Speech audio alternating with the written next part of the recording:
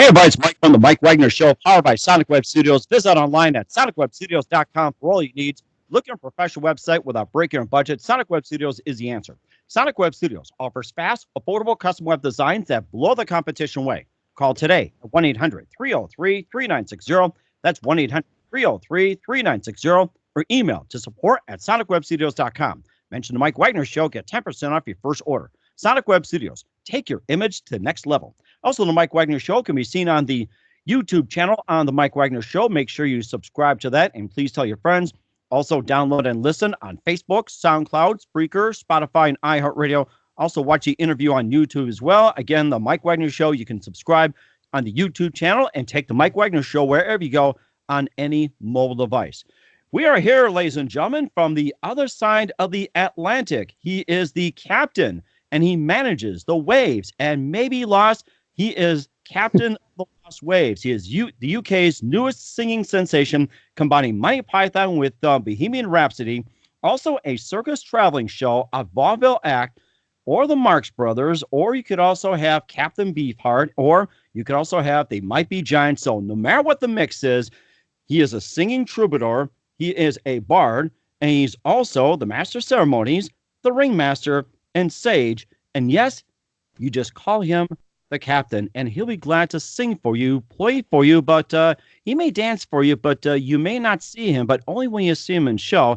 And from the beautiful UK, ladies and gentlemen, the captain of the Lost Waves. Ahoy, matey, the captain. Captain, good morning, good afternoon, good evening. Thanks for joining us today. Greetings, Mike, and what a marvelous flurry of words that cascaded from your mouth. How do I market that? That's the trick. There's so many things in there, isn't there? That seems to be I'm equally blessed and cursed at having a facet to undulate between morphing emotive states. I don't think anyone knows how to promote this. So, but I was smiling to myself at all the references you brought out, all of which have been said. But when you hear them all together, you kind of go, oh, right. Now, where do we start? It makes me sound like I'm talking Shakespeare, and I thought you'd be talking Shakespeare. If you want to talk Shakespeare or quote it, that's fine too. I have to brush up on that myself. So, and of course we say, oh, art thou, we speaketh on a thing called a radio, which is on electric invisible waves that carry through, which is invisible. People may pick it up or people not. So anyway, you're the latest singing sensation from the United Kingdom, combining Monty Python with Bohemian Rhapsody, also a circus traveling show. You also recreated the vaudeville and folk opera genre, or you could say you recreated it, you brought it back. You're considered ringmaster, a bard, a troubadour, master of ceremonies, and sage, and you just sing along like I'm just trying to think of the word, but anyway, it's going to be coming with me here, and you have a couple of releases out, and you're going to be working on a brand new one, which will be coming out sometime in July. But before we get into all that, tell us how you got started. How did I get started? It was yes, well, like all great things, I think, in the artistic world, you've absolutely no idea. You're kind of steering the ship, so to speak, but you've no idea who's fueling it. I think almost creativity at its highest point, it almost feels like you're not there. If I can try and kind of explain that in the vernacular the best way I can, it's almost like a sense of being slightly drunk or slightly unconscious, and your best ideas always seem to manifest. As soon as you start to premeditate about an idea of how something should be, of course, the intellect and the mind will always decide of steering a certain way, but something far bigger, far greater, I think, takes over. Something almost intangible.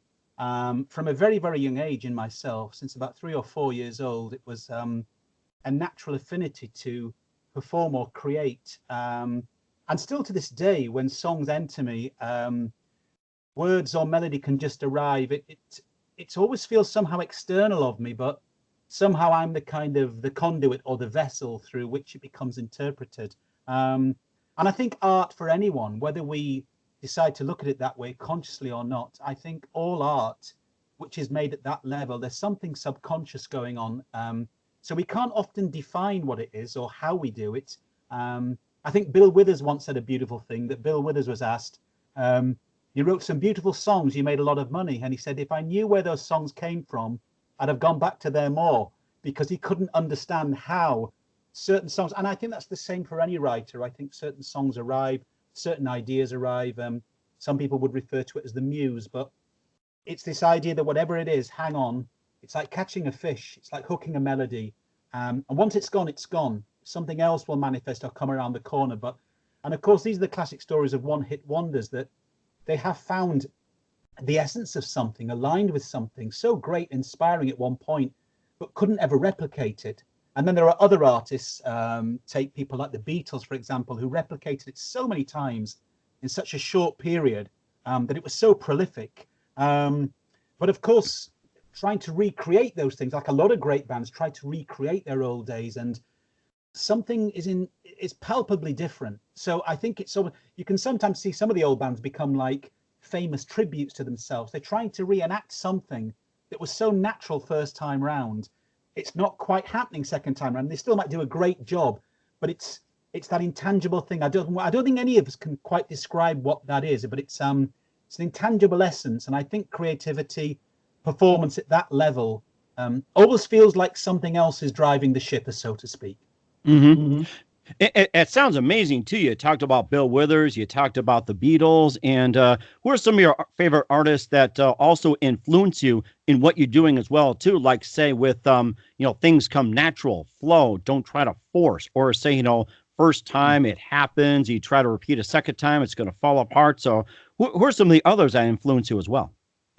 I mean, growing up, it was always a key thing that I love the idea of experimentation. So I was always a person who felt that I had no limits. And in some ways, I related to a story that Joni Mitchell recounted, and she was another major influence. But Joni Mitchell had this idea that she wanted to create something new and something original because it was part of her psyche, part of her persona.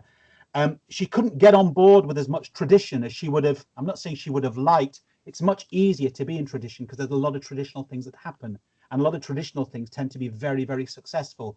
Whenever you try to do something new, you're going into uncharted territory. And I think the people that always inspired me, I remember my uncle's record collection with Cat Stevens, Tea for the Tillerman, the Beatles, the Eagles, Queen.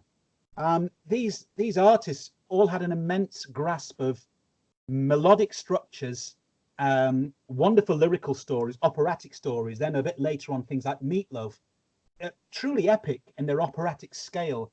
And I always thought of music, which is the one form of art or artistic expression which tends to be singular, especially within the popular fields, that music can have a range of stories, and it's often not allowed that, not like the theatre, because as soon as bands like Meatloaf went into something semi-operatic, theatrical, people then said it wouldn't sell. And I think I remember the old story with Warner's Records, and I think it was 5,000 record labels that actually refused Meatloaf. They thought it just didn't have a selling capacity. So 36 million records later, they were disproved. But I think it's that thing of I love flamboyance, but natural flamboyance. I don't believe that some of us are introverted, some of us are extroverted. I think watching an introvert try to be extroverted is painful. And I think everyone should be allowed to be as they are. So I think if it's a natural expression, same as children, you see a child play, and the child who's quite gregarious, and you watch the child that's naturally sort of gregarious without needing attention, he just enjoys it. He's dancing or whatever, he's jumping to the sky. And then you find the introverted child, and it could be just as interesting, exciting, analytic, a different way of seeing things, but a different sort of gesture seems to manifest. So I think for me, it's always about, one is performance, two is the songwriting. The song is always king. To me, if you don't have the song, you can dress it up with all sorts of things, but it's about, and I think the bands that I've just mentioned, the Beatles were another that my uncles possessed. I grew up with my uncles and my grandparents, and remembering those early days, it was always about melody. I always adored melody, something I could latch onto, but melody that had a clever way, like a maggot melody, which furrow in, you would explore different layers of the melodies. So for me, it's always about, music can be anything, I mean, latter day people like Bowie and Frank Zappa back in the 70s and 80s, and Prince, incredible artists who kept pushing the parameter, but always had one thing in common, that their performance and songwriting was second to none. And I think for me, it's just trusting that process of trying to be the best you can at any point. Because if it was easy, everyone would do it. I think there's something about working it from the inside out.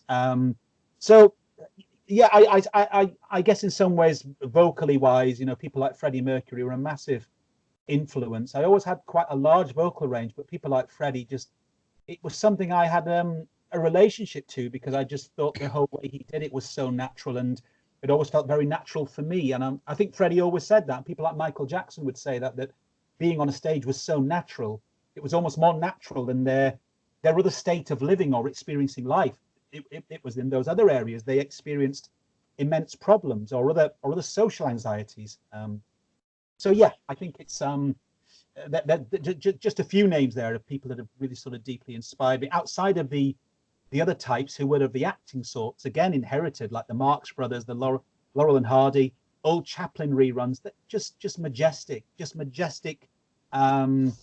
comics, the brilliance of their timing, and the theatrical nature of everything they did. That is amazing too. And I was going to ask you about Bohemian Rhapsody. Have you had a chance to see the movie? And if you did, what were your thoughts on Bohemian Rhapsody, the movie? Yeah, I had, and funnily, it's a thing. Maybe this happens in the States too. We have the music press, or well, the press in general tend to sort of subjugate something that I think I often am described as an artist, but often described as an entertainer. And I think the word entertainer has now become sullied. It's become dirtied. It's become a little bit like they use the term in England now about cabaret, where cabaret has become a sort of sordid term as well. It's a bit cabaret, it's a bit lame, and I think the word entertainer is the same. And people like Freddie Mercury, that movie, I'd read so many mixed reviews on that movie. People said, oh, it was disappointing, it wasn't a true depiction, it wasn't this, it wasn't that. Frankly, I was blown away by it, because I thought it was so visceral, on an emotional level, it was so moving. And I thought it was ultimately, I think Brian May said it from the band, who said if Freddie had been alive to this day, he would have said, despite everything else we could have put in the film, we could have made it an intellectual movie. Instead, we made it an emotive, a feeling movie. And Freddie would have wanted it to entertain more than anything. And I think they captured elements of that movie perfectly. I thought it was brilliantly acted. The music came across superbly. I thought the way it was done was really on a grand scale. It was a bit like being in a boxing ring for me, but it was like I was punch drunk with just complete. I was kind of overawed, actually, because I just felt that the whole thing was beautifully done. And there may have been lots of things that the press would have liked to have included regarding Freddie's backstory. That's a different movie. I think they tried to depict what Freddie meant maybe to a lot of people, and trying to do all that within an hour and a half, 2 hours movie is very difficult anyway. But the movie itself, I mean, the music and some of the humorous parts of where Bohemian Rhapsody came together, I thought was absolutely Take 25. It was brilliant, wasn't it? And with the fabulous Northern England manager, I don't even know what that is. What the hell's that? And he spoke about all the terms. Galileo. And what is Galileo? This? What is Magnifico or Bismillah? And what is all that? And I did remember watching that as well too. And he was a manager of EMI Records at the time, and he wanted some jumpy Holly song as the main one, and refused to put up Bohemian Rhapsody. But Freddie Mercury was so insistent that he wanted to just give it a shot, go all out. And he made that guy look really bad afterwards. I remember that. And the guy was like, oh, I love formulas. And Freddie's like, no. Do you know, Mike, that's the very thing that I've often on my own journey, I will not pretend that this is hard, because when you're trying to create, I created an amalgamation of everything I wanted from a show. If I'd gone to sit down and watch a show, what did I want? Did I want scenarios of storytelling, humor, anecdotal, comedy, profundity, theater? Now, to try and put all those things together, like you so aptly described at the beginning of the show, is very difficult still.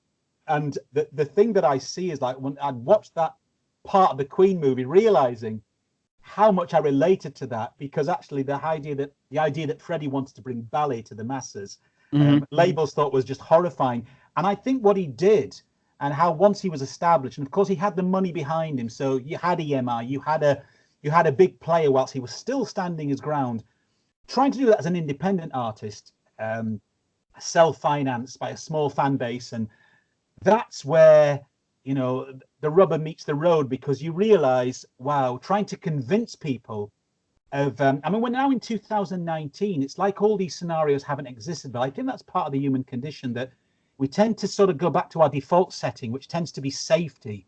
And things have become very generic now. I think in the age we're in, pop itself is so generic that doing anything slightly different is always going to be more challenging. But when you mix up the mediums, I try to, it can almost feel impossible with some people, or trying to sell it, because until they've seen it, they go, I don't understand how this works.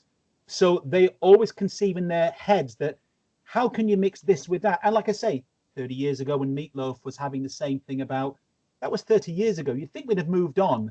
We have to a point, but I think in the mainstream media, and unless something has a ton of money behind it, I think you have to realize that the artistic expression at the truest level, which is truly autonomous and allowed to follow every instinct I have, that's still a tough call for a lot of people who, I suppose it is about bankable assets. And unless they can find something safe and they can actually piggyback that onto something that's already been successful, that's always going to be difficult. And I think it's going to be, maybe that's the eternal artistic dilemma. I think it's the same for us all. I know mine tends to be maybe a model that's out of the box, but even so, I think a lot of out of the box artists will tell you that it's a very, very difficult field to traverse without any major funding or a major player in your corner. But it's serving the art itself, and the art is greater than the artist. So I always have to remind myself of that, Mike. It sounds amazing what you're doing too. And I was going to hit upon a couple of artists as well too, who are similar to Queen, like when they go out of the box and do the the extravagant shows and albums and everything. David Bowie and the Who come to mind. You touched upon David Bowie a little bit with Space Oddity, and he also did that Glass Spider, like years ago, tried something extravagant, and then artistically looked great, but commercially it failed. The Who just comes to mind as well too. Your thoughts on that, especially when they come out with Tommy and also Quadrophenia and The Kids Are All Right. Those three just come to mind when it comes to the art rock as well. Yeah. I mean, the Who were brilliant at that, and I think the Who and Bowie. The Who were an example I was only speaking about yesterday, funnily, with a producer in Southern England who's worked a lot on the folk scene. But he was talking to me about artists that were out of the box, and we spoke about musical theatre. And I don't know if that's the correct term to use, because what he was describing my show as, because it goes through an undulation of different things. He said, so how would you describe? I said, folk opera. Is it folk opera? Is it musical theatre? He said, I think the people that got nearest, and I think we use the example of Meatloaf, but were the Who. And Tommy, they defined as a rock opera. And I think the only other thing that comes to mind is a visual sort of affectation, a visual creation was Pink Floyd's The Wall. Which yes, Pink Floyd, another one I was going to mention that. So groundbreaking again. And these artists, because they set that field, and I'm sure with all these things, I think the problem that all artists have is that sometimes you can feel, I mean, it's amazing how isolated you can feel when you're trying to do something new or different. And outside of the fans and outside of people that really truly love it, or travel hundreds of miles to see some of my shows, some of those people will do that. And they've been incredible. And I've spoken about this 2 or 3 times about the crowdfunding exercise, that people were so just kind, generous, and the amount of respect they'd had for the work I created was like they'd gone beyond the sort of expectation of reasonable. But beyond those people, trying to get this or pitch this in a bigger vein or a bigger realm without a major label or major money behind it proves to be such a challenge. And I think that even the bands we've just mentioned, the Who, Bowie, and Meatloaf, they, even when they had huge labels, even when the Who may have decided to switch tack, the label may well have been incredibly nervous, saying, guys, you've got a formula. You know you're big. Please don't do this. Please don't do this. And I always think the greatest sense of something daring and testing yourself to the nth degree in art is to try something which your every instinct trusts and your intuition tells you to go there. And I know on a business level, you could say, just focus on the music. The music is enough. You could sell just the music. You don't have to have all the other things, because it's too much. It becomes too rich in some ways. There's too much information. But for me, the things that always inspired me were those types of artistic extravagance. It doesn't have to be bombastic. It can be truly from the heart. And you watch Pink Floyd's The Wall, and there's moments in that you kind of, it takes your breath away. And I love things that take my breath away, that make me kind of sort of just sit there. It's almost like a counterculture that I sit there and I'm seeing something for the first time. And we're now living in an age where we have to search more and more to see things for the first time, because a lot of things have been done. But that's why I think we've had so many wonderful things that have gone before us, that I think mixing up mediums is felt like an obvious choice for me, that it's about the music, but it's about performance and storytelling. And why can't we have those things? But it's still quite a strict, I wouldn't say it's snobbery, but I would say there is an element of, oh, well, if it's music, it's this. If it's theatre, it's this. If it's a cover band or a tribute, it's almost like this separation, and never shall the boundaries be there'll be any sort of dissolution between the boundaries. And but I think what makes the greatest movies and the greatest music are bands that have decided to go beyond those concepts of what the industry says stay within. Otherwise, we'd never evolve. But we have to evolve with all that resistance that's close to hand. We see it, and I'm sure wherever you feel isolated as an artist, you just have to go back to all these famous artists who had terrible struggles with their record labels and immense troubles trying to convince people. And these artists could have had 5-6 #1 records, and the label saying, this is just, no, you're going down a dead end street. And you kind of think, this could be the Who, this could be Freddie Mercury, whoever. So yeah, that kind of does fascinate me, really. But I think the Who, I think they were probably the nearest to have got with, obviously, Quadrophenia, but Tommy being a rock opera, I think that was the nearest. That it was the only thing that I think I can ever describe as, because you look at other things, they can be slightly schmaltzy and feel good, like the Rocky Horror Picture Show. Right. Schmaltzy, cheesy edge, but it's great fun, brilliant. But the Who seemed to capture this weight behind what they were doing with Tommy. There was a real weight to it, and so was The Wall by Pink Floyd. Not to say that it doesn't have its humorous moments, but I get the feeling that rock opera, maybe that's why they called it rock opera, because there isn't another term these days to call musical theatre. People expect Les Miserables. So what do you call it? I call mine a folk opera, but it encompasses different things. But I don't know what sort of expected audiences or how the media see that, because you're crossing too many boundaries for the media, I think.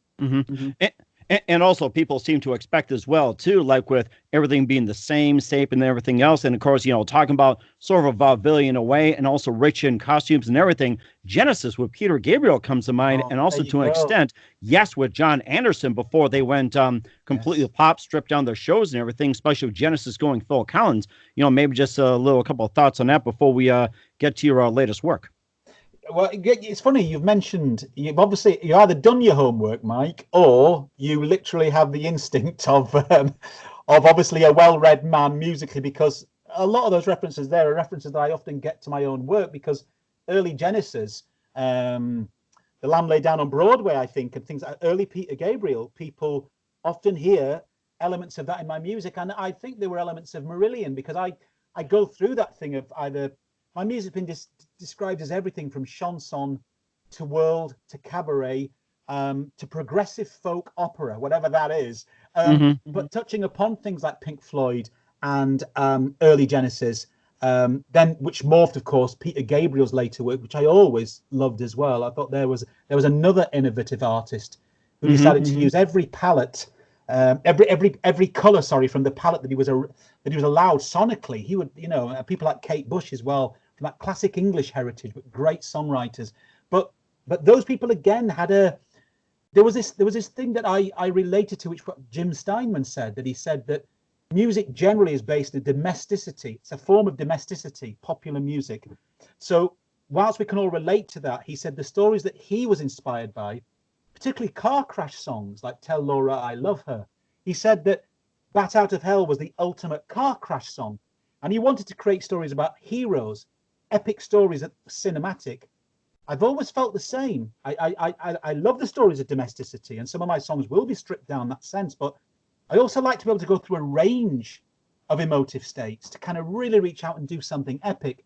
And again, early Genesis did that because it was like reading a book, but in a sonic audio way. So it almost like, I wonder if some of us, and this is not meant with any kind of glib sort of arrogance or anything, but how maybe some people are a little bit more multi-sensory, and I can listen to a song and take it on its own merits. That can be beautiful, but if somebody gives me something more to that, it's like the icing on the cake, and I go, oh wow, this is a story and it's a song, and I'm getting visuals. It's like a sensory room to the ears and the eyes. And I think again, early Genesis, they did that, and it was an ability to take you away. It was a bit like a Tolkien book, but it was speaking to you musically. And I think life is full of all sorts of weird, wild, wonderful ingredients, and I don't know why we limit ourselves. I mean, that feels natural to me. Why do we limit ourselves? But we do, and that's fine. And maybe lots of people are quite content in not questioning that. I'm afraid from a young age, I always have. It doesn't always make for the greatest sense of contentment, because you're searching for other things beyond what's being offered. Oh my goodness. I mean, you just have a wealth of knowledge as well, too. And of course, I grew up in that era as well, too. You had Genesis, yes. And of course, you also, Queen and The Who and everything all mentioned. And this will lead over to how you came across doing your albums of Hidden Gems Chapter 1 and soon to be 2. We'll get to that in just a minute. You listen to The Mike Wagner Show at themikewagnershow.com. Powered by Sonic Web Studios. Visit online at sonicwebstudios.com for all your needs. Look at a professional website without breaking a budget. Sonic Web Studios is the answer. Sonic Web Studios offers fast, affordable custom web designs that blow the competition away. Call today at 1-800-303-3960. That's 1-800-303-3960. Or email to support@sonicwebstudios.com. Mention the Mike Wagner Show. Get 10% off your first order. Sonic Web Studios. Take your image to the next level. Also, the Mike Wagner Show can be heard on the MikeWagnerShow.com. You can also check our interview on the YouTube channel. Just subscribe to the YouTube channel under the Mike Wagner Show. You can also download and listen on Facebook, SoundCloud, Spreaker, Spotify, and iHeartRadio. And again, just catch the interview on YouTube under the Mike Wagner Show and take the Mike Wagner Show with you wherever you go on any mobile device. We're here with the Captain of the Lost Waves, doing a great job of navigating today. He is the UK's newest singing sensation, combined Monty Python with Bohemian Rhapsody, also circus traveling show, vaudeville, and folk opera genre. He's the new ultimate ringmaster, bard, troubadour, master ceremonies, and sage, and more. And I hope you got your bouzouki ready to go and a bunch of other instruments in case we ask you to play. And we'll talk about your biggest gem to date so far, Hidden Gems Chapter 1 and soon to be Chapter 2 coming out. But first of all, let's talk about the Hidden Gems Chapter 1, which is the synthesis, and tell us about how that came about and a little bit of the story. Well, Hidden Gems Chapter 1 and Synthesis are separate records. What basically has happened is Hidden Gems, there is an idea of a trilogy behind the whole story, the musical concept and the story. Synthesis is it's almost the interim album, which it's a mixture of Hidden Gems Chapter 1 and Chapter 2 with the lead singles, and there are 3 extra tracks on there which are instrumental, so they're standalone tracks. The whole story of Hidden Gems, because it is a trilogy, Chapter 2 is about to come out on July the 4th. Hidden Gems Chapter 1 starts from the whole Captain story, which begins in the monochrome world, the world of black and white. The Captain is a character that's exiled to the dream dimension of planet Earth. And the whole story sort of escalates from there. It depends on how far you wish to go down the rabbit hole of what you might need to know, Mike. But basically, Synthesis was a recent release. It was our first vinyl release as well. And Chapter 2 comes out, which was purely recorded on an old 1960s tape machine. and that's released on July the 4th. So that's chapter 2 that's out July the 4th. Synthesis is out now, and Hidden Gems chapter 1's been out for the last 2 years, I believe. 2 years. That is amazing. And how's it done so far? And according to what you see, like in terms of the number of hits and people download on iTunes and everything, what do you see as like one of your biggest singles to date so far? Hard really to gauge that, because as a purely, I mean, everything I do is fiercely independent. So the whole thing here at Captain's headquarters, we could call it the Captain counterculture, because everything I do is fueled by a small fan base and is fueled by everything. So every bit of money I earn on the road and every show that I do goes back into continuing the circle. There is no label behind this. There's no agent. There's no manager. You see, this is the thing, because of the description, nobody knows how to manage or knows where to take it. I think there are some people who have kindly said to me, I'll watch, and if it gets bigger, I'll be happy to step in. I think they're letting me take all the risks.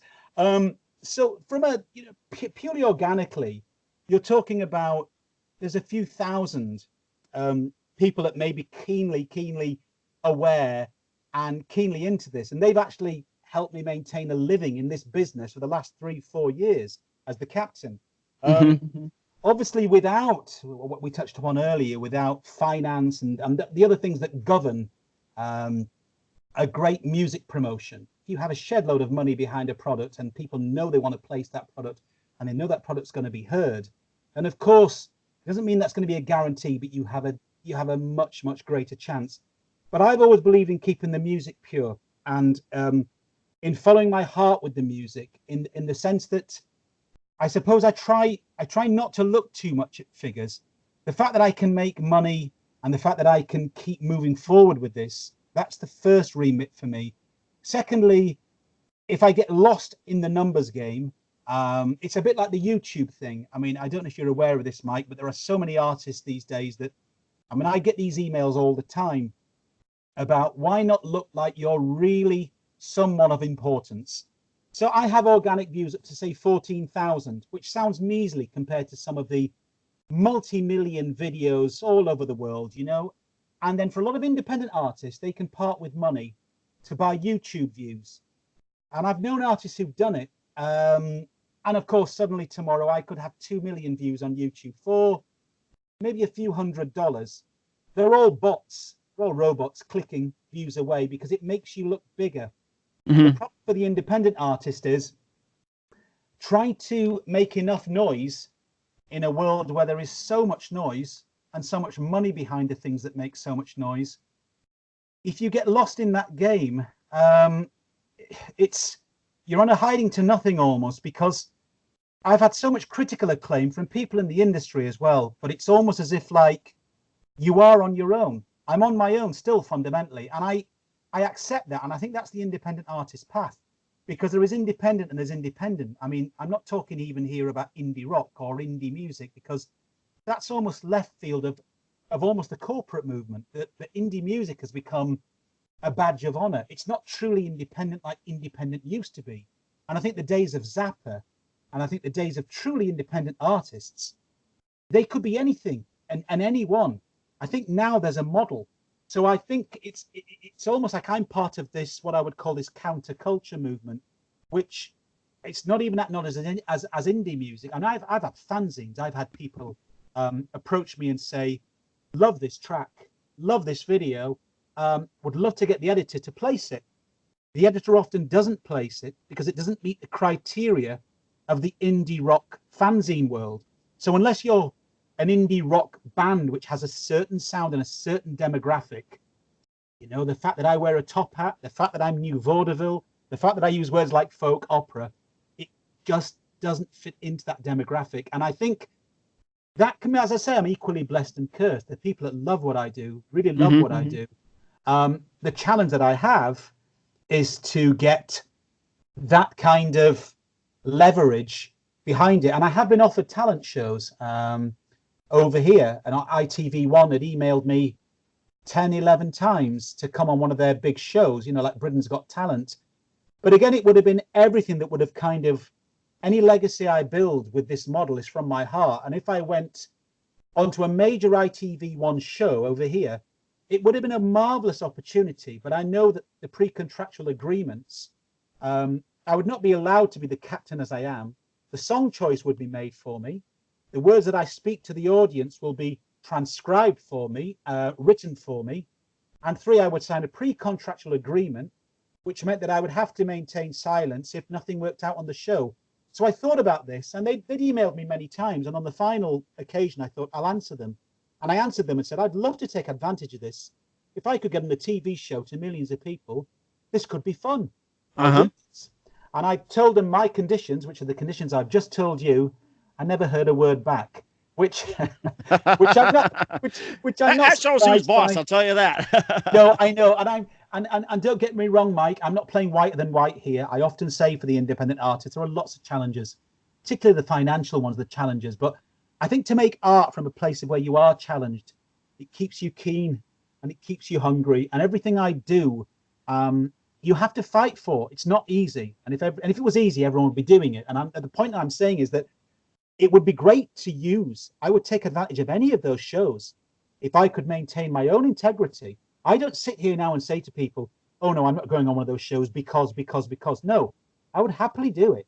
I would happily expose and go and do something and believe in what I'm doing and give me my 2 minutes as long as I can be true to myself. But it's when they offer you an opportunity and say, we'd like to give you this opportunity. We'd like to change everything that you do in order to comply with what we're asking of you. And I'm sorry, that's where it's getting in bed with the devil. So for me, no, I want to succeed. And maybe I'm too much of a purist at heart, possibly am. I want to succeed on my own merits. And if that means that there's a form of nepotism or I have to get in with the right people to do, then maybe that will never happen. And I've been with 2 large labels in the past. It never worked for me because maybe there's a true nonconformist spirit within me. And maybe there's something within me that cannot comply with diluting what I do and my purest expression that almost feels shamanic at times live. I deeply love what I do. It seeps out of me. I can't pretend that it's not an act. It's what I do. And I'm sure that it's fine, you know, and I'm not saying I'm right and anybody else is wrong or they're wrong and I'm right. I'm just saying that I think you have to follow your own truth. And I think that can sound really quite cliched or twee, but I'm saying that in a way that if I'd have had success on one of the larger labels that I was signed to 15 years ago, it was with the music I was making was starting to get slowly changed. And slowly I was seeing an image being created for me that I thought, this is going to end tragically. It's going to end dreadfully, because I knew that even before we'd had a single release, I didn't like the way it was going. And I've always had an ability within myself to fast forward and say, this just isn't working. If I'm true to what's working, if this was a success at any major level, at least it's been true to my vision and I can live with that. I think it's when, and I think this happens to a lot of younger pop artists, that they feel like they've been taken on a journey, the initial adrenaline wears off, and then suddenly they're going, this isn't what I ever wanted to do. When you hear artists in their later years talk about this, I'm just saying that I always had this, wasn't any kind of psychic ability, but an ability to say, would I be happy even if these were #1 records? And you know, Mike, there was a question I asked myself when I was on a major label. I actually asked myself, why would I stay for this? And the reason I came back to it was money, because everything else had gone. The artistic merit, the artistic passion, the pleasure, and the creative, complete unlimited creativity was taken from me. And I thought, that's all gone. Can I stand up there like a puppet? Can I do? Would I do it? Why would I do it? And the only reason I could see, only reason, was the money. And I realized I never even got into music for the money. To make the money would be nice, but to only do it for the money, I kind of realized there and then that was never going to work for me. And I remember one of the label heads saying, so what's your future prospect then? Go and be in a cover band to make money. I said, I'd rather be in a cover band being something else than being this and being other than myself, which you're proclaiming me to be. And that might sound, that may sound intense to people. And, you know, and as I say, you've got to deal with your own, I mean, these are foibles, and these are also, they can be positive and negative traits. Maybe it is purist, maybe it is intense, but maybe the things that changed my life were always life affirming through the music we've just described. Music changed my life in lots of ways as a young child, and it helped me through a lot of difficulties. So I relate to the truth of what somebody's saying. And that can be joyous, as I say, that can be Laurel and Hardy. But again, they were such masters of their craft that watching them on the screen was just, it was pure genius. And I think when you watch an artist within their zone and they're truly in their zone, they hit upon an alchemy. And I think it's that thing that when you hit upon your own alchemy, whether it's small, whether it's 15,000 views like me, or whether it's 15 million, if it's your own form of alchemy, like Prince. Prince was an artist I deeply respected and was a huge artist, but was a great artist. And that's the thing. He always maintained his artistic integrity and his vision, because I don't think anyone could tell Prince what to do. And he was in a privileged position, no doubt about it. The man's musicality was second to none. So I really can admire people like Prince, because he dug his heels in, and he was difficult at times, but he maintained his own original vision. And I think I've gone around the long way there, maybe convoluted, but I've tried to kind of come around to explain sort of where I'm at with it. It's a very difficult one. I think we all juggle things in our lives, good and bad facets that we all carry.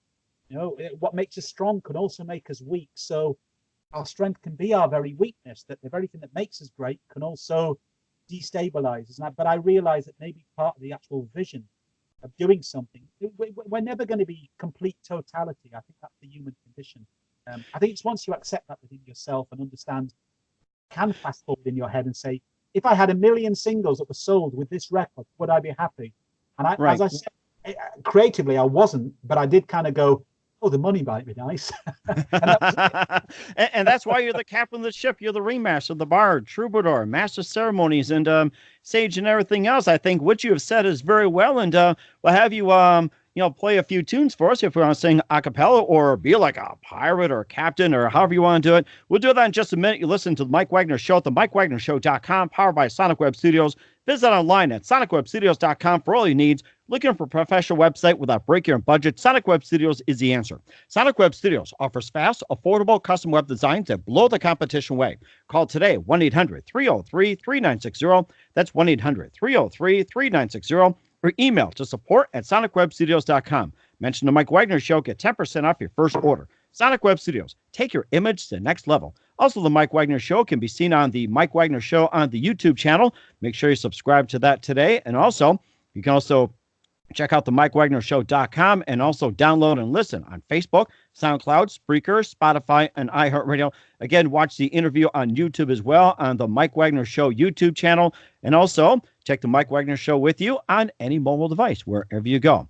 We're here with UK's newest singing sensation, the captain of the Lost Waves. The captain likes to combine Monty Python with Bohemian Rhapsody, also likes to make it a circus traveling show. He's in a vaudeville and a folk opera state, making a new genre of that. He's the ringmaster, the bard, the troubadour, master of ceremonies, and he's also a sage. And he also put out Hidden Gems Chapter 1, going fairly deep in the rabbit hole with such tunes like Another Planet, Danger, This Is a Song, Mr. Many Men, which I saw some videos, which I think are great, almost like they might be giants mixed in with some Monty Python, or say with, whatever you call it too. So we'll get to those as well too. And maybe if you got your bouzouki with you or whatever you feel like playing, maybe you can play a couple of tunes for us if you like, or you can sing, or be the captain, the master of ceremonies. Well, I don't have an instrument with me here, but I could certainly sing something a cappella to you. That'd be great. I could get you to join in with something, Mike. Now the simplest thing is, from any show that I do, I have to introduce you to a state of being that I carry with me something called the songbird sniff box.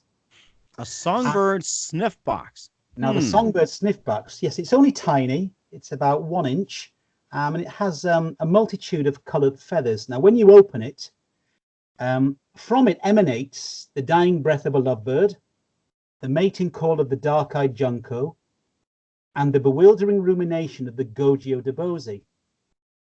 Maybe the latter you haven't heard of. It's an exotic bird. Now, when you sniff into the said sniff box, on my journey, a sound will then be exercised, which is similar to that of a drunken or operatic robin. And when I do this, please feel free to join in over the other side of the Atlantic. Here we go, one breath.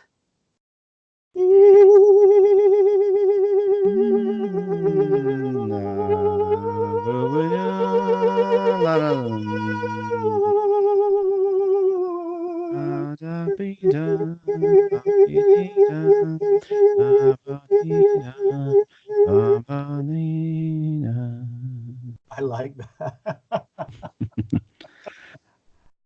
Now that I'm thinking exotic, like in Africa, almost like Toto in a way, in a whole new level. Except I missed the rains, or is it bless the rains, or one of them?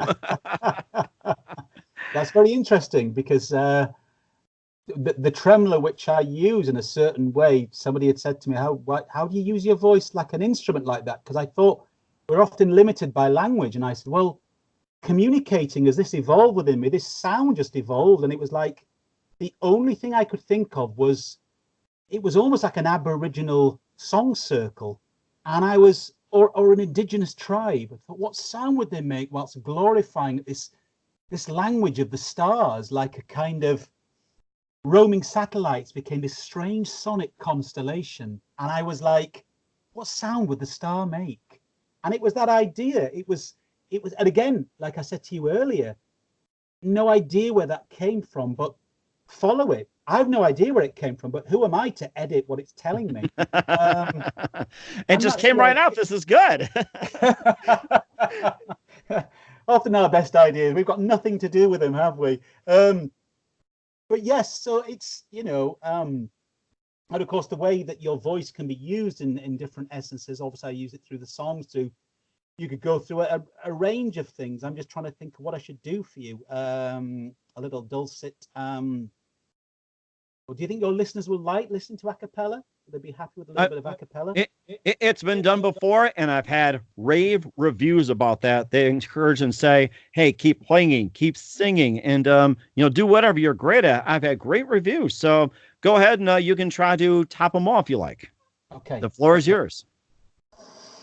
Okay, let's take you through. I'll do a little couple of half medleys, let's say. I'll just go from a couple of songs. So we go Another Planet, which of course, that was the first single we put out. That was 3-4 years ago. Of course, when you see the single on YouTube, it's quite a bombastic offering with lots of electronica and deep sub bass.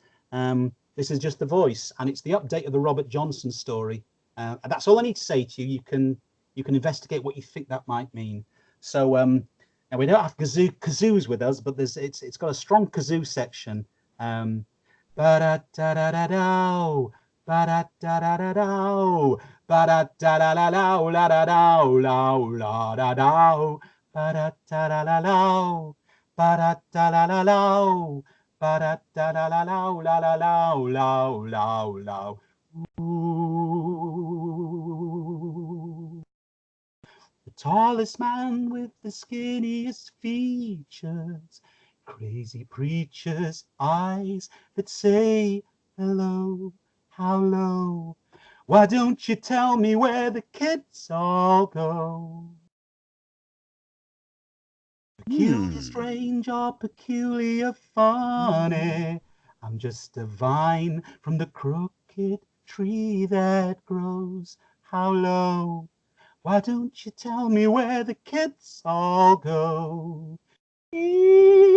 Hello, how low, it's underneath your vest. Well, I can hear your spluttering beating, that stubborn little muscle inside your chest.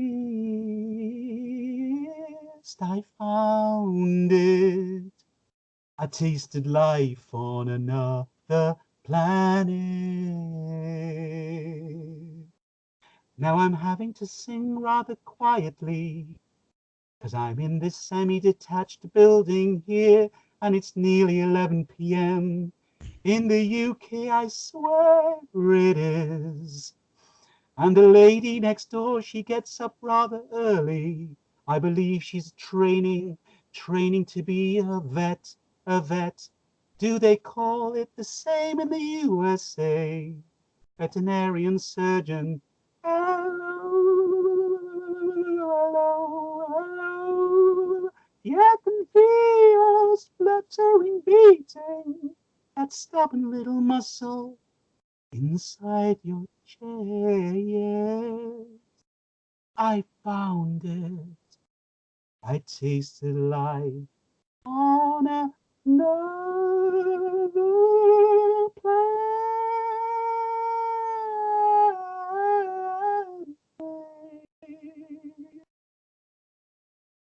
Why does that can go, man? Wow, that is amazing. It made me think of the Munsters on another level. And this time they're much more friendlier. And the thing is actually the new YouTube sensation. And I think, yeah, Munsters and throw in the Addams Family. And of course, you know, they all live in a nice communal home and they all get along nicely and recruit everybody else to sing, sing, sing. Isn't that's great, isn't it? What sort of picture? That's just another reference now you can add to the flurry of references. When I sing that, I mean, if I'd sung that at a really normal sort of range, it really peaks into real high tremolo. But if I did that at the moment, as I say, there's a lady who we're in an adjoining building, so she tends to be up at like 5 a.m. If I was to sing really loud, chances are that we haven't got the thickest of walls here. You see, this is the life of a fiercely independent musician. Oh, I see. We don't want to get the knock on the door during the interview and say, "Catch you, keep that down." Can you imagine? Like that, and destroy creativity. So, or you could just like, have like, I'm trying to be a vet too. It's like, hey, my dog is sick. Could you, take care? It's like, my cat's puking out so many fur balls, or my bird cannot control it squawking. Oh my gosh. Yeah, it almost sounds like Dr. Dolittle too. Talk to the animals, walk with the animals. Yes, I'm not the best singer, but at least you get the idea, though. Oh, no. I like the way you were actually sort of seem to put your ideas forth. I like it. It's very instinctive, Mike. Exactly what we talked about earlier. It's an instinctive, intuitive pushing forth of any idea that comes like a child. It's childlike. I think that's the best thing. I think that's what people recall about being like a child. Be like children, because children are very instinctive and fresh. Everything feels new to them.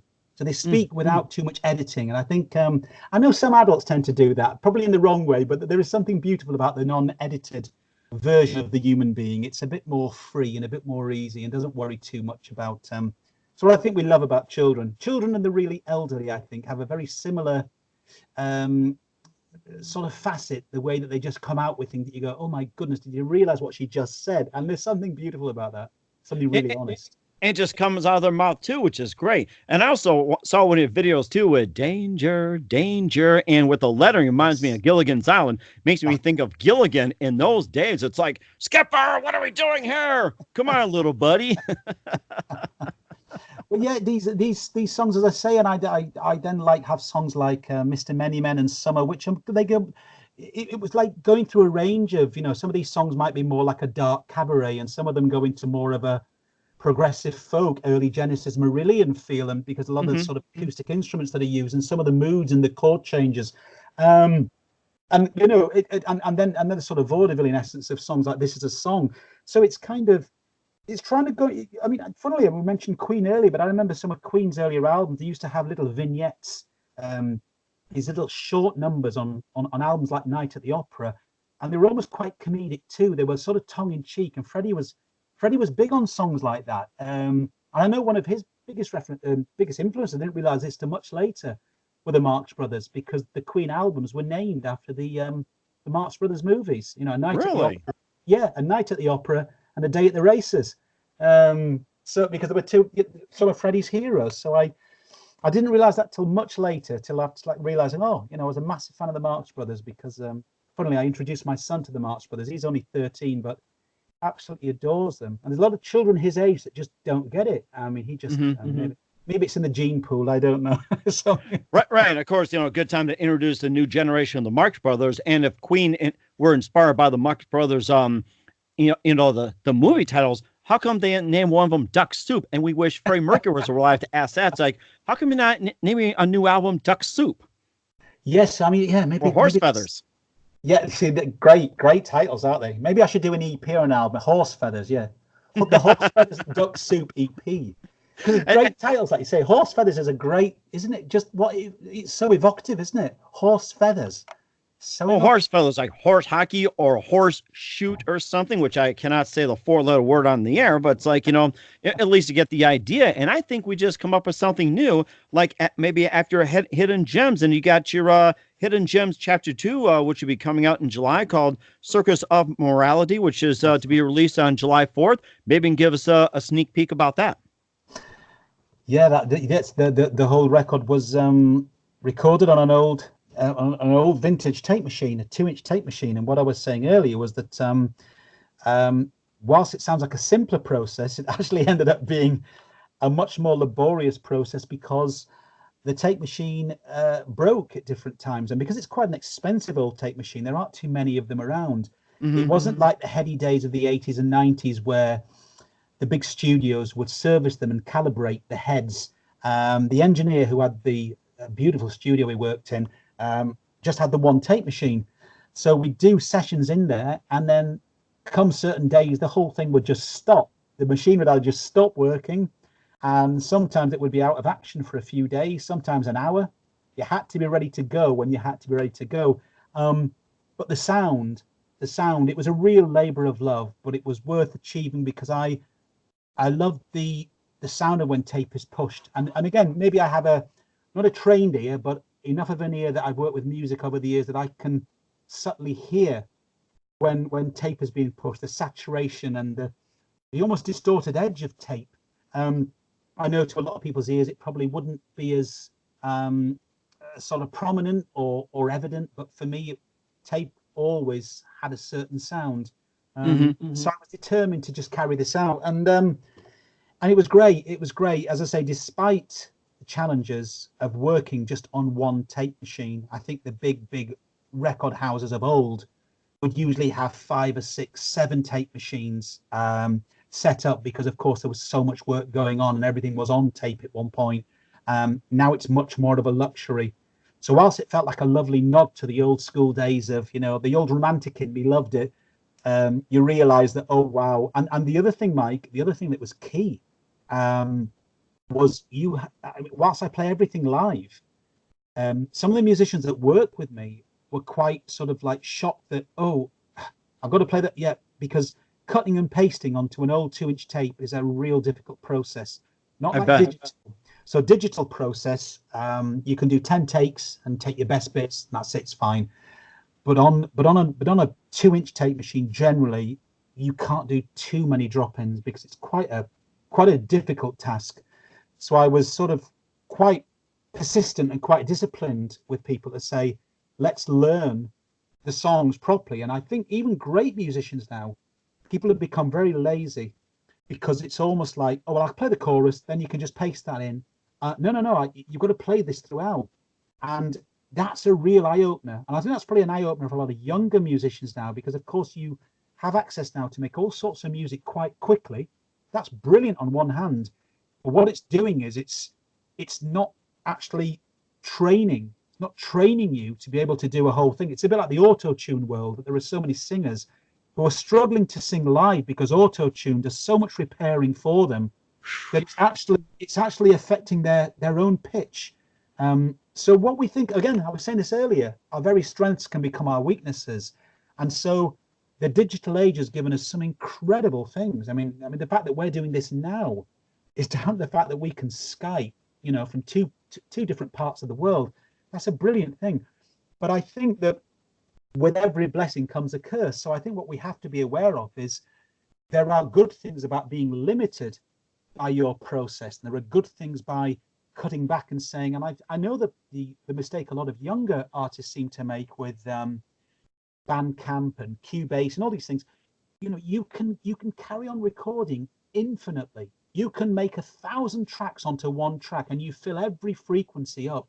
And artists now have to learn that process, because it's a bit like letting a child free in a sweet shop and saying, just eat 5 sweets, but you can have 5,000. You can make yourself sick.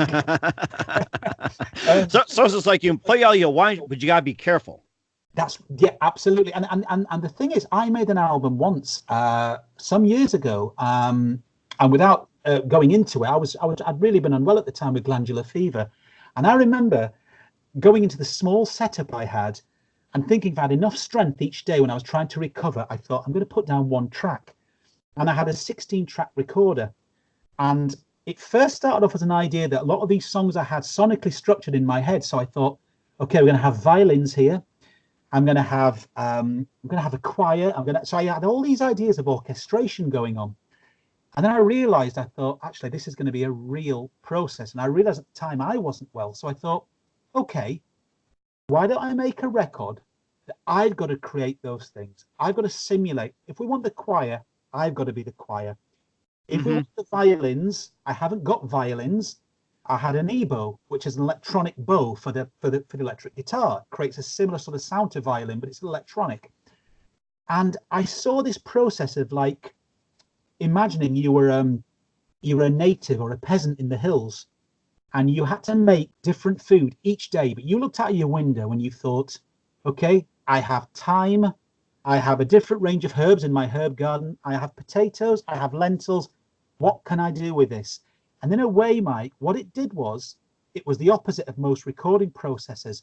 I said to myself, I'm going to play all the instruments on this record because at the moment I don't have the strength or the capacity to bring other people in, and this could take another year. If I stick to the process that I play everything and I only utilize what I have, then let's see what record I come out with. And that wasn't by choice. That was by life circumstances. But what I ended up with was something very interesting. That, oh, I love a violin and cello here. Well, I haven't got a violin and cello. How do I recreate that sound using octave pedals for the bass, playing the bass in, playing the drums through the mic'd up guitar bodies I had of my acoustic instruments?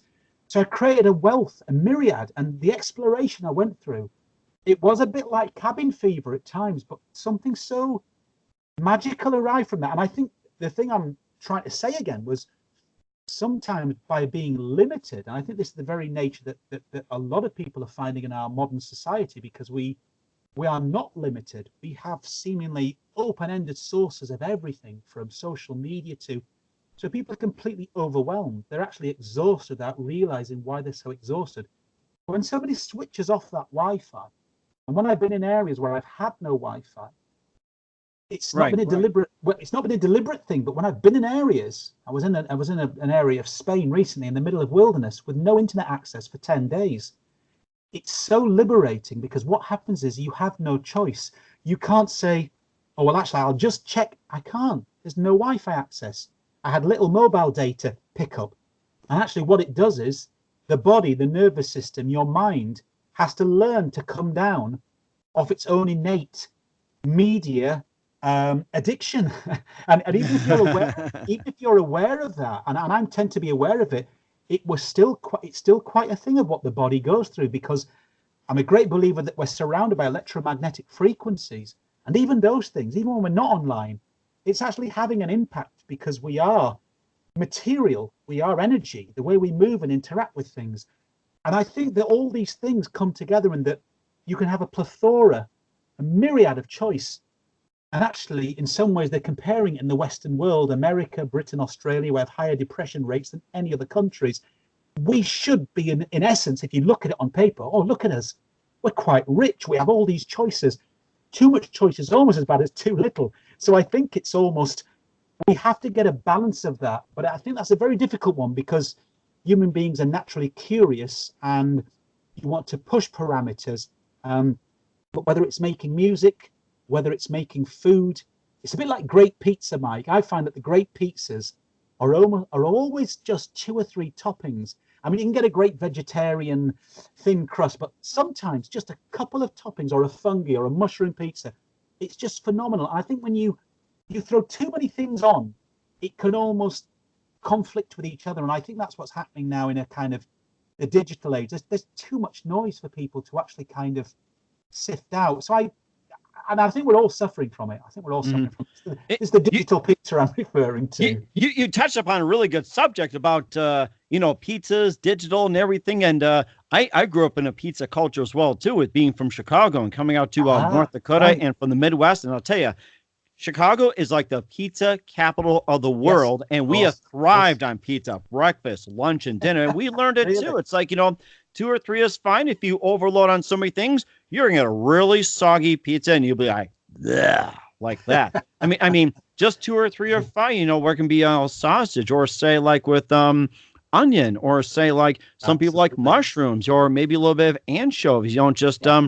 mix Yeah. 2 or 3 at a time, and then next time. I think you just hit upon a really good analogy or something like that. I mean, it's just great what you do. Now I was going to ask you about the difference between Hidden Gems chapter 1 and 2, and I'm not sure if I've asked that as well too. Maybe you can fill in on what are the other differences between chapters 1 and 2. Yeah, sure. Chapter one, very much everything is fundamentally acoustic. Um, and I went through a very free flowing. I tend to record very free. I've done acoustic records in the past that was sort of just solo records. So sometimes I've done things very quickly. Other times I let the whole gestation, distillation, because the hardest thing for any artist is patience. Often artists want to just release things, but actually allowing things to just gestate, marinate, gives you time to look at things that you want to tie the edges up. I don't believe in constantly reworking things. I think you can actually labor over things, which then makes things sound sterile. You can get the perfect drum sound and spend 3 months doing it and actually end up with something sounding rather sterile.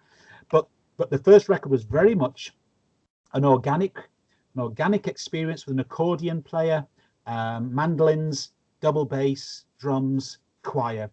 Now, I didn't add any electronica, or we had a certain experimentation in the song structures, but they were very, very, you could almost say, had references similar to things like there were essences of cabaret, chanson, and I got references as sort of like varied as Jethro Tull, early Genesis, and Piaf, Edith Piaf, funnily, and so that record was deliberately a nod to old school, but in a modern way.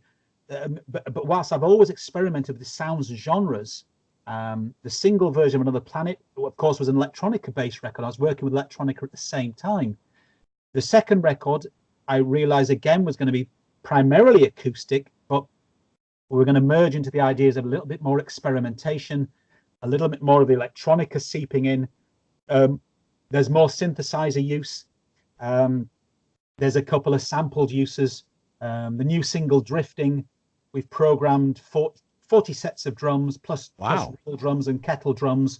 So the single version of that, it sounds great, but we're also going to do a remix version, which is just basically how I heard it in my head when I wrote the song, which is basically a tribal song. And so I'd like to get that remixed as a 12-inch version we're talking. But so the second record, I probably in all essence, I suppose the first record is a more uniform listen, in that the fact that the sonic tendencies of it tend to be all of similar instrumentation. Hidden Gems chapter 2 is definitely, you can hear one song to the next, realize it might be the same artist, but there's been a far greater variety of instrumentation used. And again, that was a deliberate nod to where I knew with the heavy synth tracks, but I knew that somehow everything had to fit. So it was a whole thing of a tapestry of getting the whole thing, because I had this thing in my head that I think the opening song, Circus of Morality, the guy I was recording the song with said it was like Burt Bacharach meets Gong. And I thought Burt Bacharach meets Gong. Oh my gosh. Well, I loved that because the actual thing is, again, subconsciously when I'd written Circus of Morality, it has a very pastoral, it has a very, it's what I call that great West Coast. I don't know if I subconsciously aim in that beautiful West Coast sound that people like Burt Bacharach had. And I'm trying to think of some of those great American female songwriters. I know Joni Mitchell had some of that going on, but they have that beautiful it's like a melody, a voice, or tone, yes, or ambience, yes. pitch. and I'm trying to think of a few others too, since we're on that subject. I was tempted to say Janis Joplin, unless you want to be screamed at in a way, but and I'm going to go through. Bonnie Raitt has had some of it too. Yes, So, yes. and of course, just kind of go back a little bit, maybe even Joan Baez too, in a sense. So it's like, Yeah, absolutely. I'm sure they'll pop up as well too. But I mean, you're giving some really good examples here. So. Well, that example of I'm trying to think of the Joni Mitchell song off Blue, turning down rivers, turning down the trees, and just singing the melody because I'm talking about this pastoral. What I'm talking is like some of the music made at that time felt to me very much like it's funny that Joni Mitchell song about the river. Wish I could build a river, fly away from, and it has that. It's almost like a melody that's imprinted in you anyway. It's like a seed, and it's so easy to sing. I think here's the key. That da da da da da da da da da. It's so symmetrical. It almost feels there's this ethereal essence, and I think Burt Bacharach. The moment I wake up, da da da da da da da, a little prayer for you, da da da. And it has this it's not quite what I'm looking for. I'm not thinking of modular, but there's something in the essence of the melodies which I find very satisfying. It's like coming home. And again, it's something I can't quite describe. I don't know what that is. It's like coming home. There's a freedom to it, but there's a lack of conclusion. They're like passing notes. I'm speaking musically here. They're more like a passing, like when you listen to a classical piece of music. And when you get passing notes in music, you don't get these rigid, hard block chords that close off, a musical phrase or a musical passage. I think maybe that's the best way I'm trying to describe it, is that Burt Bacharach, brilliant writer that he is, he has that in his work, that a lot of his writing, his compositions, they flow like water. So maybe subconsciously when I was writing Circus of Morality, I sort of had this, oh, wow, imagine this was like a Burt Bacharach thing. And I did definitively have that in my head.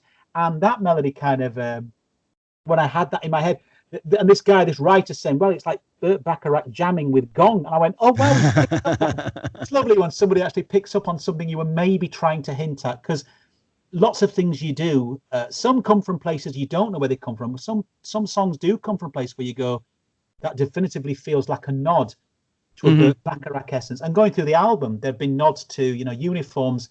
I definitely had a nod to Ennio Morricone in it. I heard it as I see music in pictures. So when I'd written Uniforms, I was driving home and I remember writing Uniforms, this riff. And as I was sitting, I heard it as one of those kind of, it's Wild West. It's the Wild West. Dun, dun, dun, dun. And I saw it as the horses, people on horseback. And so when I hear music as visual, I see an orchestral picture, which becomes a landscape of visual imagery.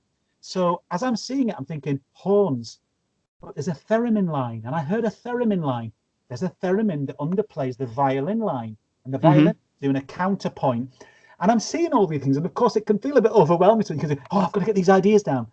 And that nod to Morricone, yes, it's sort of, I almost played it out. I sort of pay homage to, if I see something in that way that, someone has said to me, go on, try and write some music to the, I don't know, the good, bad, and the ugly, before the end credits, before Morricone gets his huge sweeping piece.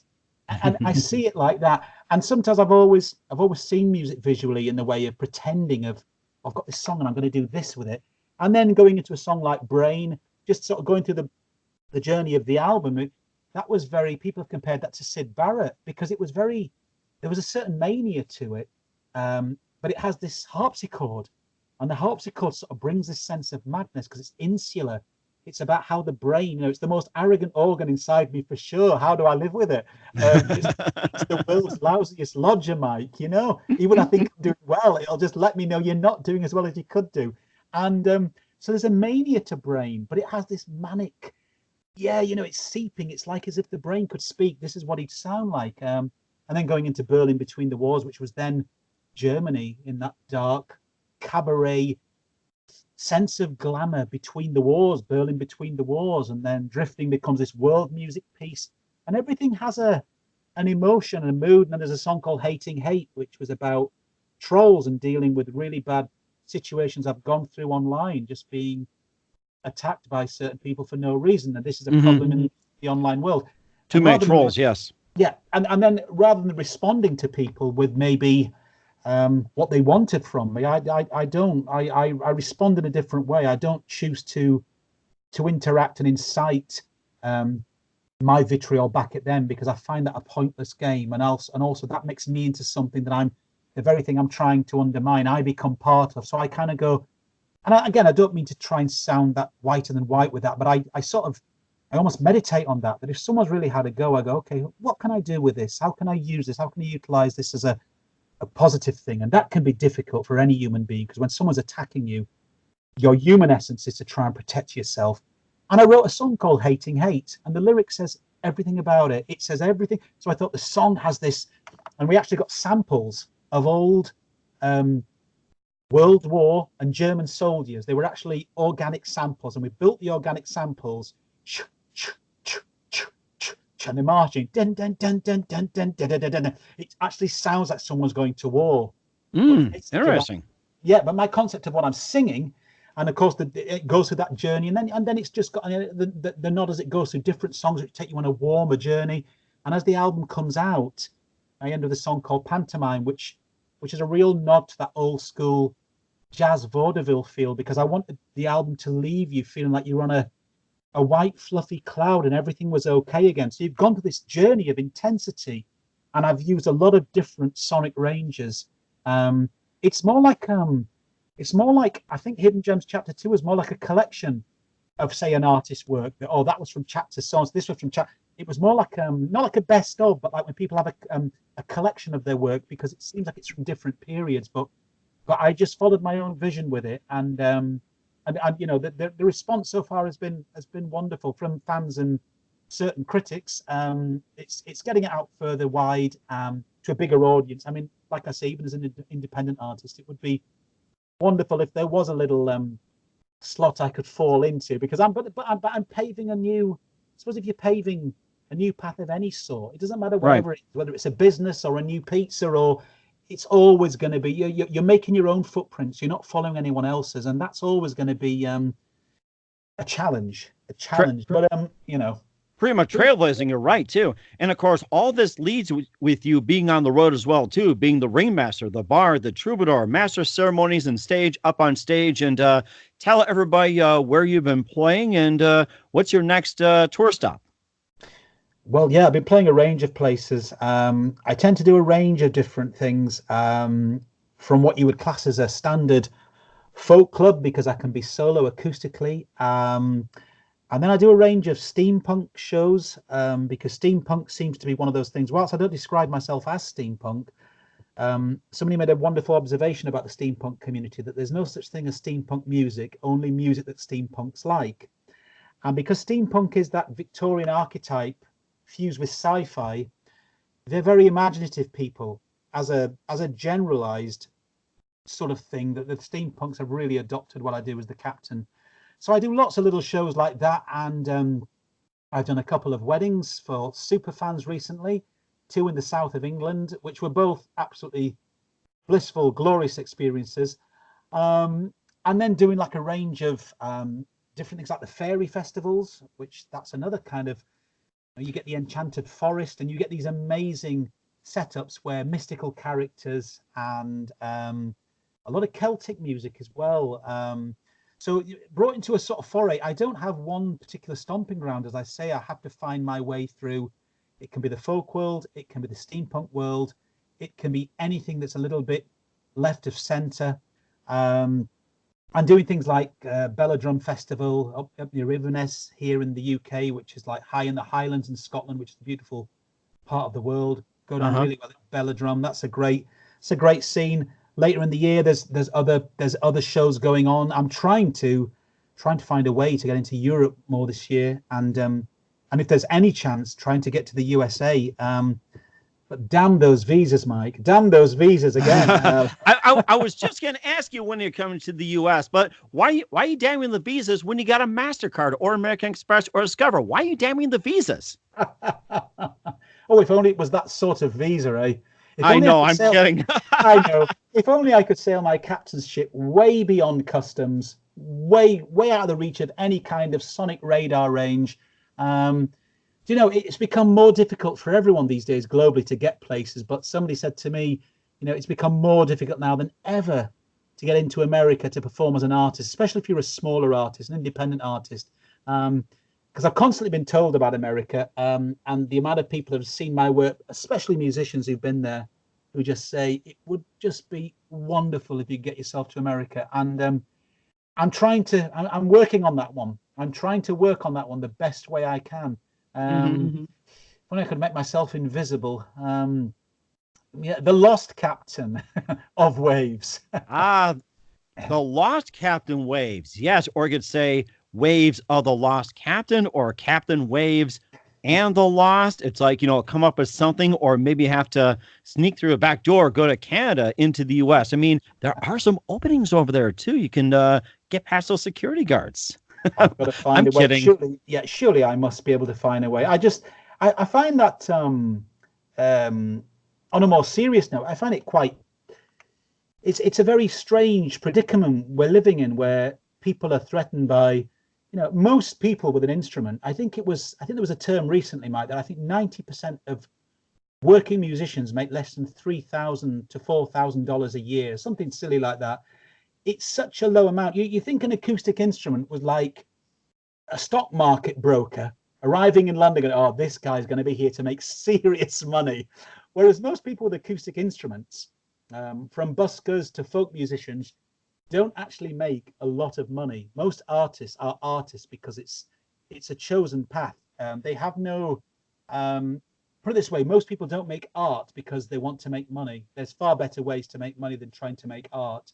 It just doesn't correlate. And the idea of trying to come and play in place for the sake of art, and the fact that the visas penalize artists so badly, is just ridiculous. I think it's like $4,000 just to get into America now with a standard visa. Wow. It's $4,000. And I've even heard more curious cases, much more difficult cases of you can pay up to £12,000 over here and still be refused. Why so many British artists are not coming to America now, including many younger bands who just know they just cannot make it work.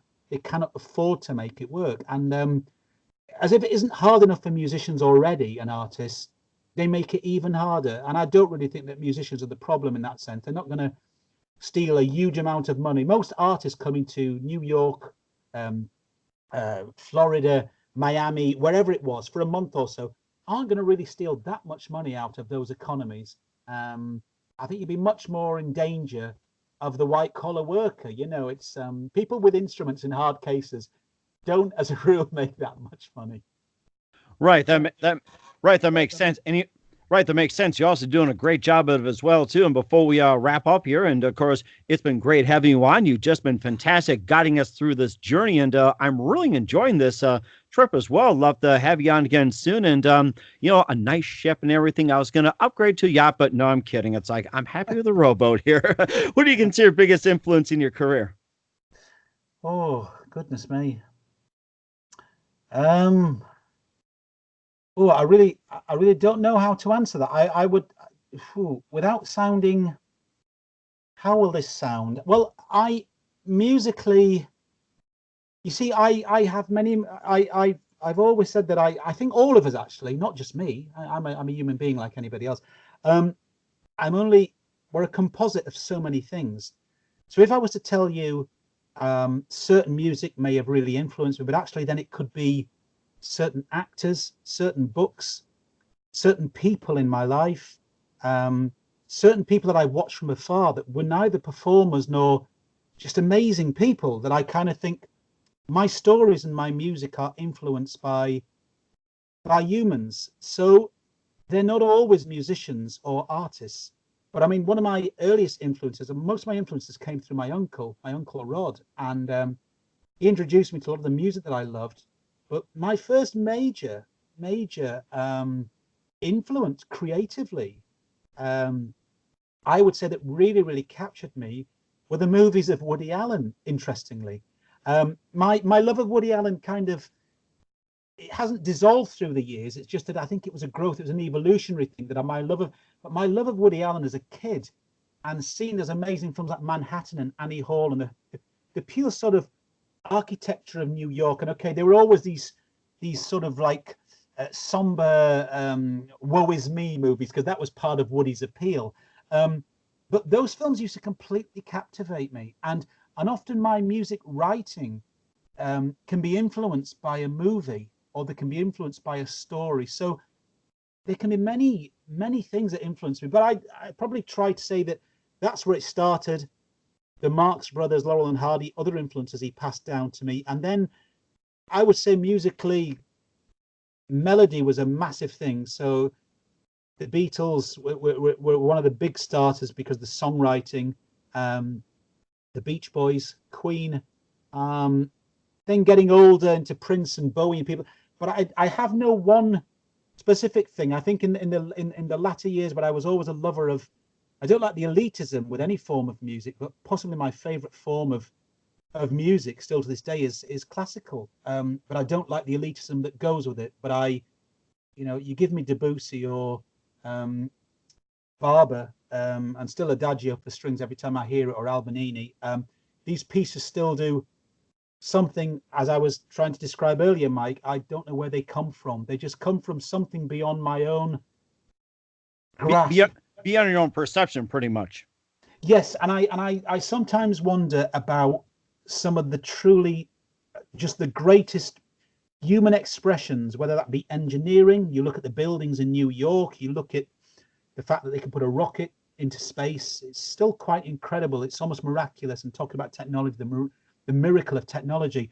There are lots of things human beings have been responsible for in terms of almost of miraculous endeavors. But sometimes I hear a piece of music, and sometimes I hear certain classical pieces that still, even some of my most favorite classical pieces, like Clair de Lune by Debussy, and every time I hear that track, and it's the same as Barber's Adagio for strings, whilst I tell you how many hundreds of times I've heard those tracks, thousands of times possibly, they still surprise me melodically every single time, that I have to still kind of go, how does that bit go? I have to hum it. There's a certain dissonance that's going on. There's a certain thing you can't quite put your finger on. And I don't know if that's what keeps it interesting for me, that it somehow challenges my ear as to what the things that nourish me are. So, as I say, I think because I'm so diverse and eclectic and have been since a child, it's hard to, if anyone ever asks me what's the one greatest, I don't have one great thing. I have a multitude of so many things that human beings can do that kind of all sort of get put into this giant melting pot. But then I kind of go, wow, wow, wow, wow. Wow, wow, wow is right. Yes. Yeah. and then it may inspire my own music making, but it comes from something far more than music. And I think music is a stepping stone, and music is the medium that I maybe use. And maybe that's why I've incorporated the storytelling and the acting and the humorous anecdotal comedy aspects of The Captain, because there are so many things that influence me. It was never just one thing. And I suppose getting back to Freddie, he wanted to bring ballet to the masses. It was never enough for me just to stand on stage and sing. As much as I love that, I wanted to bring another aspect of visual imagery or interaction, or another medium for people to explore. That's the music was going on. I love music to film as well. Just hearing a great score like Morricone is another of my favorite, and John Williams, that when I hear some of their score work, I don't have to see any pictures, but if I do, this is why world programs, these planet Earth programs and nature programs, with this glorification of the natural world, use these amazing cinematic scores. And the only thing I can say, rather than tell you one major influence, is one major ambition of mine live is to work with an orchestra or a symphonium. That would be my ultimate of working with a symphonic orchestrated. That's the dream. So if I can leverage this where it tips over to any level, you might see me with an orchestra. That's my one overriding yearning, because nothing to me sounds quite like orchestrated music, or even more. Okay, I'll give you my last word, which is my very, very favorite music, which I still listen to regular, which is choral music. which is just purely voice, and it can be Gregorian chant. It's something so sacred about almost it. like Monk. Yeah, that was like back in the early 90s, I think, what, 92, 93? And I think the Gregorian chant was like #1 on the charts, like Very, US, yes. UK, everywhere around the world. That was big happening in the early 90s. I remember that. Yeah, and I there are some beautiful pieces that I listen to. And there's something about, I think because I'm a man who loves words and loves to play with words, often my own way of cleansing or listening or refreshing myself is to listen to music that doesn't actually contain words, but in the Gregorian chants, they're long vowel sounds. And when you get harmonic structures between multiple voices, I still say that when you hear that, and when I said about Barber's Adagio for strings, potentially my favorite piece of music, but it's the choral version. It is just, it just hits a part of me that feels like, I don't know, I can't really put it into words. It's a bit like every great moment in your life combined, and it gets right to the heart of who you are. And I've never been able to quantify that. And I think outside of any other music, it's that music or certain classical pieces that do that to me more than anything. It's almost as if like it's kind of giving this kind of hidden agenda through what we might be able to only grasp.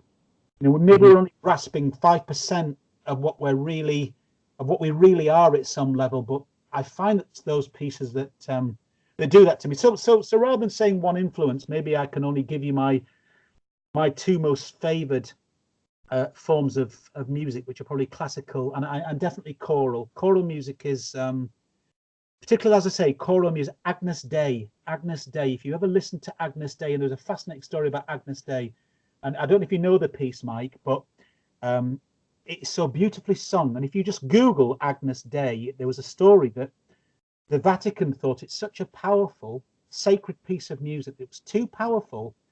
It would empower people that it was banned. No one was allowed to hear it. No one up until 1770. And the story is, I don't know if it's myth, could be urban myth. The story is it was a young Mozart who went to visit the Pope in Rome and heard Agnus Dei sung to him twice. He thought it so beautiful, Mozart was so gifted, that as he returned home, he actually transcribed the whole thing from memory. And therefore the public were then allowed the access. And Agnus Dei, you can Google it. It's just one of the most beautifully haunting, gorgeous things you could ever hear. And again, it's one of those things which does something very peculiar to me in the most blissful way. And the only way I can describe it is like, I suppose, if a father's online or a mother or the birth of a child. It's like the birth of a child and the death of a loved one all at the same time. And you're trying to embrace the complexity of life, of love and loss, and everything what it means to be human is encapsulated in this music. And it's saying to you without words, that is the human experience. All the magic, all the joy, and all the sorrow, and together here. And you just go, you can almost feel completely drained, but in a most beautiful way, because you smile at the end of it and go, that is just miraculous. And that is, I suppose, that's maybe I'm better at saying that of what the things that still really, at least I've been able to pick out some singular references rather than being a bit too vague for you. Mm-hmm.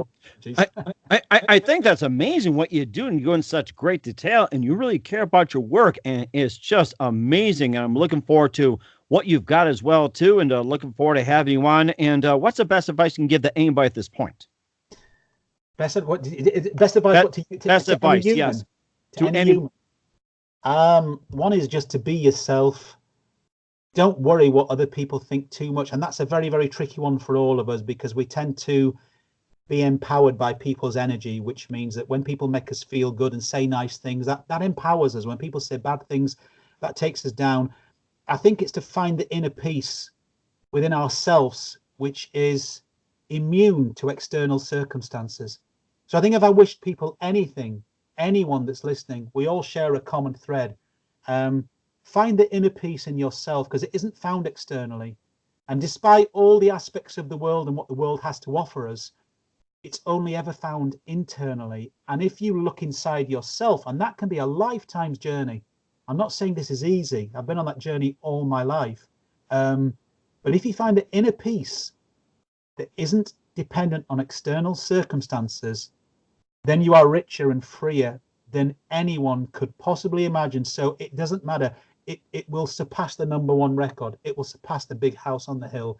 It will surpass anything else, because you will have peace which is not dependent on other things having to line up and happen for you. To deem yourself as what the Western materialist, almost secular world now decides is success. I think we're all searching for peace, and I think the long way around, we try and find ways of peace. We're all doing it. Look at the self-help books that you see on.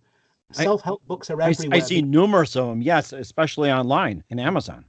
Yeah, absolutely. And everyone's trying to find that. It's almost become it's like Charlie and the Chocolate Factory. Everyone's looking for the golden ticket, and that golden ticket.